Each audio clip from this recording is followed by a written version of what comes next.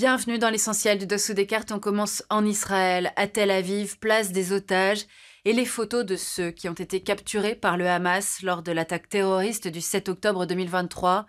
Pour la première fois, les corps d'otages défunts sont remis aux Israéliens.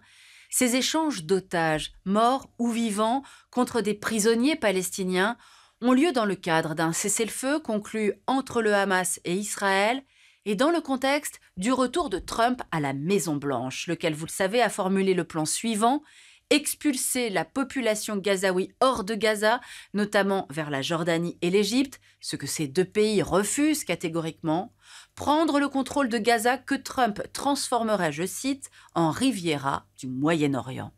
Sauf que depuis quelques jours, l'Égypte, avec plusieurs pays du monde arabe, prépare des plans alternatifs pour reconsidérer enfin le scénario de deux États vivant côte à côte. Sortons nos cartes. Selon plusieurs sources, l'Égypte, la Jordanie, l'Arabie saoudite, le Qatar et les Émirats travailleraient sur les propositions suivantes. La mise en place d'une administration palestinienne non alignée sur le Hamas, qui a pris le pouvoir à Gaza en 2007, et non alignée sur l'autorité palestinienne, qui, elle, administre l'autre territoire palestinien, la Cisjordanie. Le Hamas accepterait de ne plus diriger Gaza dès lors qu'un gouvernement d'unité palestinienne serait mis en place ou un gouvernement de technocrates. Le Hamas précisant qu'il entend jouer un rôle dans le choix des membres de cette nouvelle administration. Dans ce plan des pays arabes, il est également prévu que l'Union européenne contribue à former le personnel administratif. Et dans ce cadre politique, le plan prévoirait un processus de reconstruction de la bande de Gaza en 3 phases sur 5 ans, sans expulsion des Gazaouis.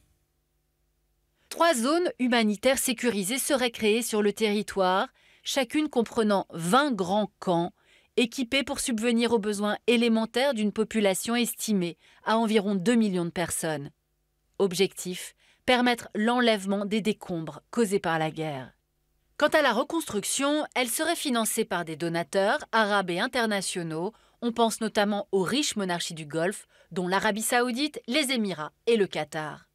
Une zone tampon et une barrière seraient créées pour sécuriser la frontière entre Gaza et l'Égypte et pour y rendre impossible le creusement de tunnels caractéristiques de la période Hamas.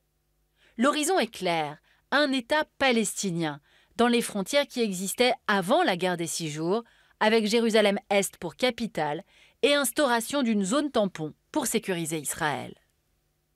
Alors il reste bien sûr des questions vertigineuses. Trump acceptera-t-il ce plan des pays arabes? Et si oui, avec quelle participation américaine?